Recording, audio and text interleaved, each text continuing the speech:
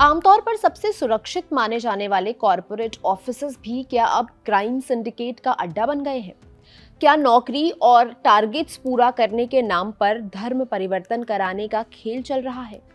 क्या लड़कियों का नौकरी करना अब गुनाह हो गया है? टीसीएस के नासिक वाले बीपीओ दफ्तर में जो कुछ हुआ उसके बाद इसी तरह के सवाल उठ रहे हैं।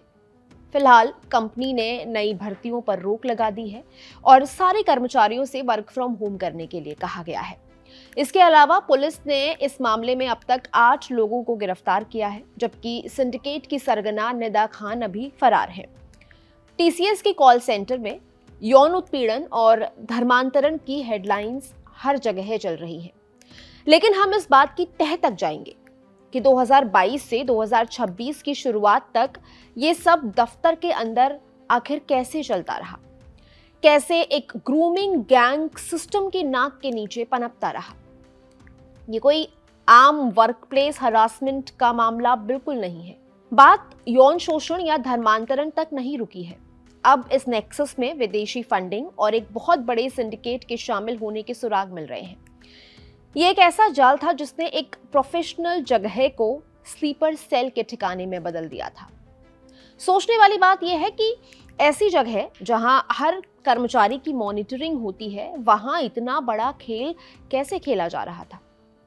वो कौन लोग थे जो इनके रडार पर सबसे पहले आए? और सबसे बड़ा सवाल, 4 साल तक कोई भी बात बाहर क्यों नहीं आई?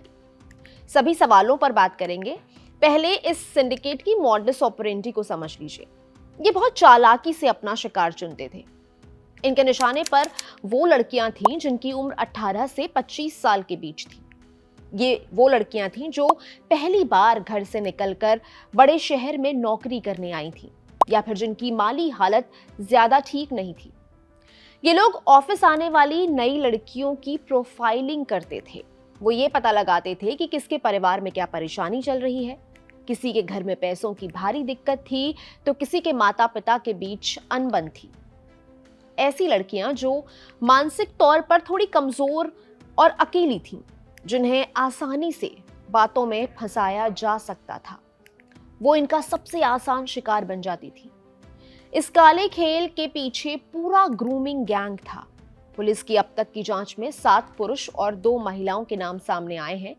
सबसे खतरनाक बात तो ये है कि सारे लोग कंपनी में अच्छे पदों पर बैठे थे। इनमें से कोई टीम लीडर था तो कोई मैनेजर लेवल का अधिकारी। इन्होंने अपनी इसी पावर और पोजीशन का इस्तेमाल गलत तरीके से किया। पहले ये लोग मदद करने के बहाने युवा लड़कियों के करीब जाते थे, उन्हें झूठी हमदर्दी दिखाते थे। फिर धीरे धीरे शिफ्ट के दौरान जानबूझकर उनके पास बैठना और उन्हें अकेला महसूस ना होने देने का नाटक शुरू होता था। लेकिन कुछ ही दिनों में ये हमदर्दी जबरन शारीरिक निकटता में बदलने लगती। अश्लील टिप्पणियां करना, भद्दे इशारे करना इनका रोज का काम हो गया था। शुरुआत में लड़कियों को लगता था कि शायद ये सिर्फ मजाक है, लेकिन जब पानी सर से ऊपर जाने लगा और किसी लड़की ने इसका विरोध करने की कोशिश की तो उसे सीधे तौर पर ब्लैकमेल किया जाने लगा। धमकी दी जाती थी कि नौकरी से निकाल दिया जाएगा या फिर उनका करियर बर्बाद कर देंगे। इन लड़कियों को इस बात का डर सताने लगता कि अगर नौकरी चली गई तो उनके परिवार का क्या होगा। इसी डर और बदनामी के खौफ से ज्यादातर लड़कियों ने चुप रहना ही बेहतर समझा। उनकी मजबूरी ने अपराधियों के हौसले इतने बढ़ा दिए कि बात बहुत आगे निकल गई। ये सब कही सुनी बातें नहीं हैं, बल्कि पीड़ितों की आप बीती हैं और इसी के आधार पर एफआईआर दर्ज की गई है।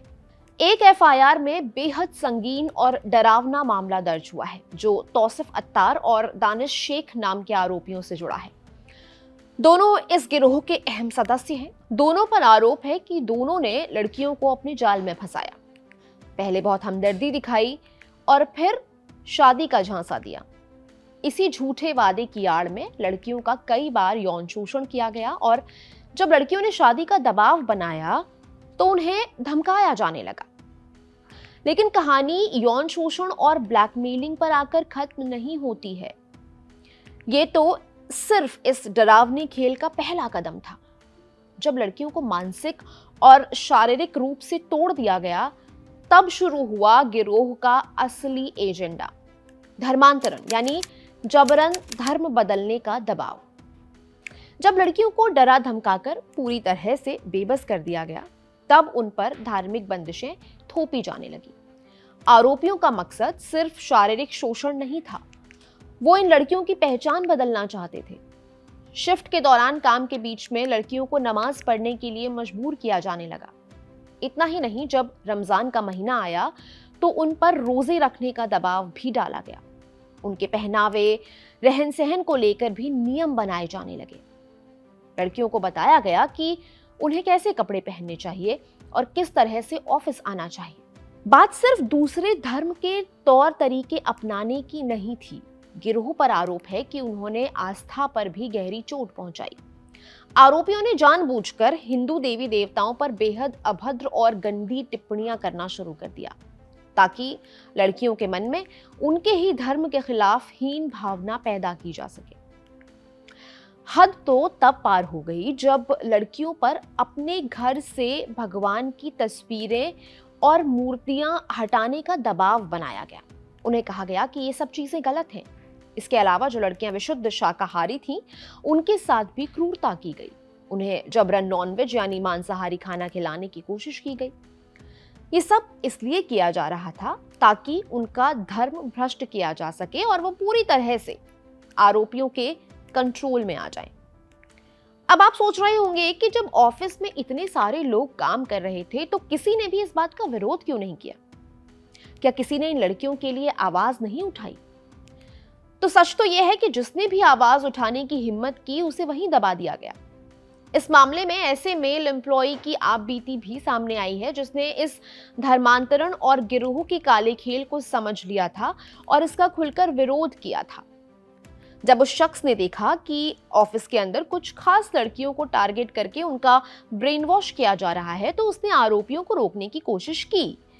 लेकिन इसके बदले में उसे जो मानसिक प्रताड़ना झेलनी पड़ी, वो रोंगटे खड़े कर देने वाली है।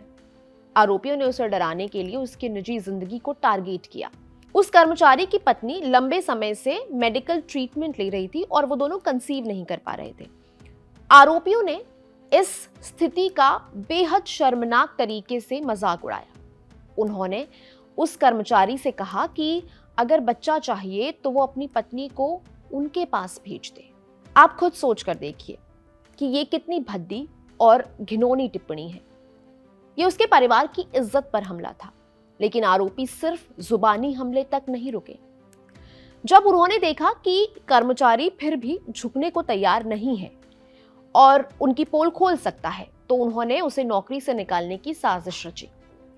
आरोपियों ने कर्मचारी के खिलाफ हेड ऑफिस में झूठी रिपोर्ट्स और बेबुनियाद शिकायतें भेजनी शुरू कर दी।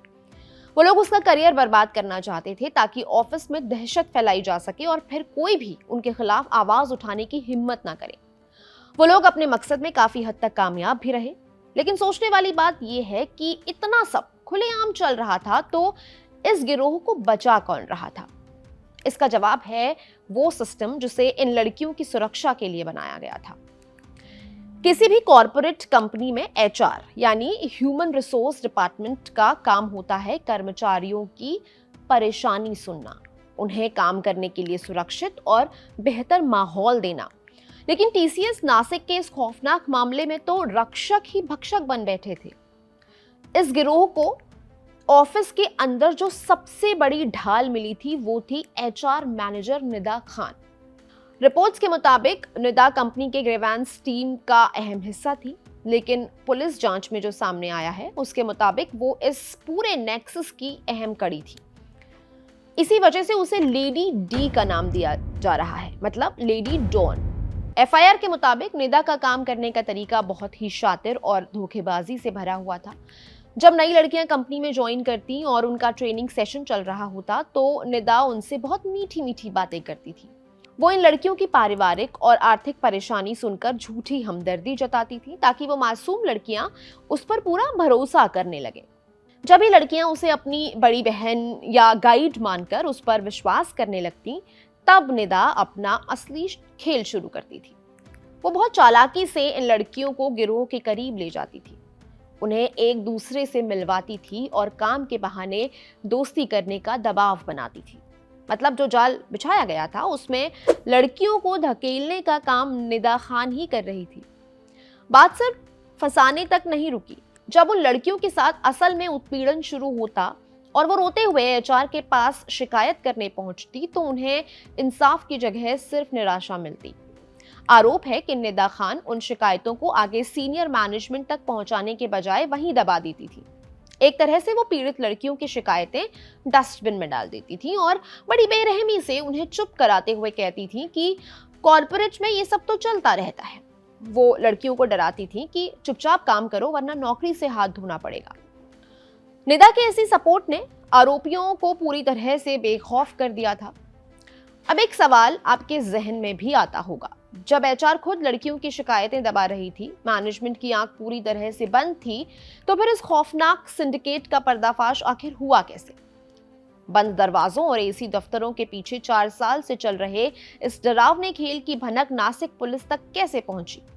इस खौफनाक राज से पर्दा उठाने की कहानी सस्पेंस थ्रिलर फिल्म से कम नहीं है। बात है फरवरी 2026 की। एक स्थानीय राजनीतिक कार्यकर्ता ने नासिक पुलिस को बेहद अजीब लेकिन गंभीर सूचना दी। टिप ये थी कि टीसीएस के कॉल सेंटर में काम करने वाली एक हिंदू लड़की रमजान के महीने में रोजे रख रही है। पुलिस अलर्ट हो गई, लेकिन पुलिस वाले जानते थे कि सीधे तौर पर इतने बड़े और नामी दफ्तर में जाकर पूछताछ करने से सारे आरोपी अलर्ट हो जाएंगे और सबूत मिटा दिए जाएंगे। इसलिए नासिक पुलिस ने बहुत सीक्रेट अंडरकवर ऑपरेशन प्लान किया। कई हफ्तों तक पुलिस वाले भेष बदलकर ऑफिस के अंदर काम करते रहे। महिला पुलिसकर्मी हाउसकीपिंग स्टाफ के तौर पर ऑफिस में घुसी, वहीं पुरुष पुलिस अधिकारियों ने सिक्योरिटी गार्ड और टेक्निकल वर्कर्स की वर्दी पहन ली। इस खुफिया ऑपरेशन के दौरान पुलिस वालों ने दफ्तर के अंदर जो देखा उससे उनके भी होश उड़ गए। उन्हें वहां लड़कियों पर बनाए जा रहे धार्मिक दबाव, मेंटल टॉर्चर और वर्कप्लेस हरासमेंट के बिल्कुल पक्के और ठोस सबूत मिल गए। इस दौरान पुलिस ने आरोपियों के 78 से ज्यादा ईमेल्स, व्हाट्सएप चैट्स और कॉल रिकॉर्ड्स को स्कैन किया। इन डिजिटल सबूतों से ये साबित करना जरूरी था कि सिर्फ व्यक्तिगत संबंध नहीं बल्कि वर्क प्लेस पर उत्पीड़न और दबाव का मामला है। पुलिस ये भी जांच रही थी कि कंपनी की आंतरिक शिकायत समिति ने शिकायतों को क्यों दबाया और करीब 40 दिन की गुप्त जांच के बाद 26 मार्च को पहली आधिकारिक शिकायत दर्ज की गई। तभी एक पीड़ित महिला कर्मचारी ने सामने आकर आरोप लगाया कि उसके सहयोगी दानिश शेख ने शादी का झांसा देकर यौन शोषण किया और उसे धर्म परिवर्तन के लिए मजबूर किया। पहली एफआईआर से पूरे नेक्सस में हड़कंप मच गया। जिन लड़कियों को डरा धमकाकर चुप करा दिया गया था वो भी अब हिम्मत करके सामने आने लगी। 26 मार्च से 3 अप्रैल के बीच कुल 9 एफआईआर दर्ज हुई। मामले की गंभीरता और इसकी गहराई को देखते हुए महाराष्ट्र सरकार ने बिना कोई देरी किए एसीपी संदीप मिटके के नेतृत्व में एसआईटी का गठन कर दिया, जिसके बाद एक्शन शुरू हुआ। पुलिस ने दानिश शेख, तौसिफ अत्तार, रजा मेमन और शाहरुख कुरैशी समेत 7 लोगों को गिरफ्तार किया। इनके अलावा मामले को दबाने के आरोप में यूनिट की ऑपरेशंस मैनेजर अश्विनी चैनानी को भी गिरफ्तार किया गया। कोर्ट ने उन्हें 28 अप्रैल तक न्यायिक हिरासत में भेजा है। लेकिन इस ग्रूमिंग गैंग की सरगना एचआर मैनेजर निदा खान अब भी पुलिस की पकड़ से बाहर है। वो लगातार अपनी लोकेशन बदल रही है और गिरफ्तारी से बचने के लिए छिपती फिर रही है। हालांकि उसने खुद को बचाने के लिए कोर्ट में अग्रिम जमानत अर्जी लगा दी है। निदा के परिवार का दावा है कि वो प्रेग्नेंट है और उसे फंसाया जा रहा है। लेकिन जैसे जैसे पुलिस इस मामले की गहराई में जा रही है, इसमें कुछ ऐसा सामने आ रहा है जिसने जांच एजेंसियों के भी कान खड़े कर दिए हैं। पुलिस की जांच में शक जताया जा रहा है कि धर्मांतरण और प्रताड़ना के खेल के पीछे एक बहुत बड़ा सिंडिकेट काम कर रहा था।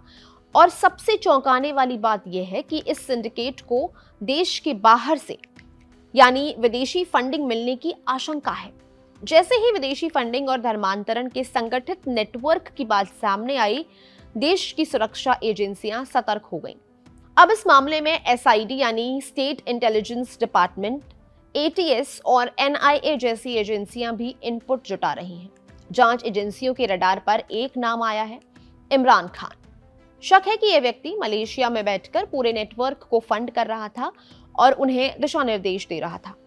इस खुलासे ने मामले की गंभीरता और बढ़ा दी। उधर लड़कियों की सुरक्षा को देखते हुए राष्ट्रीय महिला आयोग ने भी बेहद सख्त रुख अपनाया। महिला आयोग ने खुद सामने आकर इस मामले का स्वतः संज्ञान लिया और सच्चाई का पता लगाने के लिए एक फैक्ट फाइंडिंग टीम का गठन किया, जो नासिक जाकर वहां के हालात का जायजा लेगी और अगले 10 वर्किंग डेज के अंदर अपनी रिपोर्ट आयोग को सौंपेगी। अब सवाल यह है कि जिस कंपनी के अंदर 4 साल तक ये सब चलता रहा, उसका रुख क्या है? टाटा ग्रुप हमेशा से अपने एथिक्स और कर्मचारियों की सुरक्षा के लिए पूरी दुनिया में जाना जाता है। ऐसे में उनके ही एक दफ्तर में इतना बड़ा संगठित अपराध सामने आना खुद मैनेजमेंट के लिए भी बड़ा झटका था। पूरे विवाद पर टाटा सन्स के चेयरमैन एन चंद्रशेखरन ने बयान दिया। उन्होंने सार्वजनिक तौर पर इस घटना को बेहद चिंताजनक और व्यथित करने वाला बताया। टीसीएस मैनेजमेंट ने बिना कोई देरी किए उन सभी आरोपियों को सस्पेंड कर दिया है जिनके नाम पुलिस की एफआईआर में दर्ज हुए हैं। इसके साथ ही कंपनी की सीओओ यानी चीफ ऑपरेटिंग ऑफिसर आरती सुब्रमण्यम के नेतृत्व में इंटरनल जांच शुरू हो गई है। यह आंतरिक समिति इस बात का पता लगाएगी कि 4 साल तक शिकायतों को कैसे दबाया गया और इसके लिए कौन कौन से अधिकारी जिम्मेदार हैं। लेकिन ये बात सिर्फ कुछ अधिकारियों को सस्पेंड करने या आंतरिक जांच बैठाने से खत्म नहीं होती है। ये मामला कॉर्पोरेट सिस्टम की जड़ों में फैले उस डरावने खोखलेपन को सामने लाता है जिस पर यंग लोग आंख बंद कर भरोसा करते हैं। देश की सबसे बड़ी कंपनियों में से एक के नासिक ऑफिस में उठी ये चिंगारी कई ऐसे सुलगते हुए सवाल उठा रही है जिनके जवाब कॉर्पोरेट जगत को ही देने होंगे। क्या इतनी बड़ी मल्टीनेशनल कंपनी की पॉश यानी prevention of sexual harassment committee सिर्फ कागजों पर सिमट कर रह गई है? पूरे 4 साल तक एक संगठित गिरोह खुलेआम कॉर्पोरेट दफ्तर में लड़कियों का मानसिक और शारीरिक शोषण करता रहा और मैनेजमेंट को भनक तक नहीं लगी। और सीसीटीवी का क्या किसी कैमरे में उन लोगों की ऐसी कोई हरकत रिकॉर्ड नहीं हुई जिस पर सवाल उठाया जा सके? ये मामला इतने सालों तक उनके रडार पर क्यों नहीं आया? किसी भी कंपनी में एचआर का काम कर्मचारियों को सुरक्षित माहौल देना होता है, लेकिन यहां तो सिस्टम का रक्षक ही भक्षक बन बैठा। सवाल ये उठता है कि एचआर और ऑपरेशंस हेड ने बेबस लड़कियों को न्याय दिलाने के बजाय आरोपियों को क्यों बचाया? क्या कॉर्पोरेट जगत का शिकायत निवारण सिस्टम इतना खोखला हो चुका है कि एसी दफ्तर के अंदर हो रहे अपराधों को पकड़ने के लिए पुलिस को झाड़ू पोछा लगाने वाले बनकर अंडरकवर ऑपरेशन करना पड़े? इस पूरे कांड ने राष्ट्रीय सुरक्षा पर भी गंभीर प्रश्न चिन्ह लगा दिया है। क्या ये सिर्फ कॉर्पोरेट हरासमेंट का मामला है या सच में इसके पीछे कोई बड़ा विदेशी सिंडिकेट काम कर रहा था? अगर एक बड़ी आईटी कंपनी के अंदर इस तरह की विदेशी फंडिंग से धर्मांतरण का खेल चल सकता है तो ये पूरे देश के लिए खतरे की घंटी है। इस घटना से आईटी सेक्टर की नुमाइंदगी करने वाली संस्था नैस्कॉम और दूसरी सबसे बड़ी टेक कंपनियों को कड़ा सबक लेना चाहिए। कंपनियों को अपने कर्मचारियों के बैकग्राउंड चेक और शिकायत दर्ज करने की नीतियां यानी कि विसल ब्लोअर पॉलिसी में बड़े और सख्त बदलाव करने चाहिए। आज बीपीओ इंडस्ट्री में लाखों लड़कियां अपने घरों से दूर अलग अलग शहरों में नाइट शिफ्ट्स कर रही हैं। उनके परिवारों का जो भरोसा टूटा है उसे वापस कैसे लाया जाएगा? ये सिर्फ एक कंपनी की नाकामी बिल्कुल नहीं है, ये भारत के कॉर्पोरेट और एचआर सिस्टम का बहुत बड़ा फेलियर है। आपको क्या लगता है, इस घटना के लिए असली जिम्मेदार कौन है? क्या कंपनियों को अपने एचआर सिस्टम और काम करने के तरीकों की पूरी तरह से मरम्मत करनी चाहिए? कमेंट्स में अपनी राय जरूर बताएं। मैं हूं गरिमा, आप देख रहे हैं कड़क। शुक्रिया।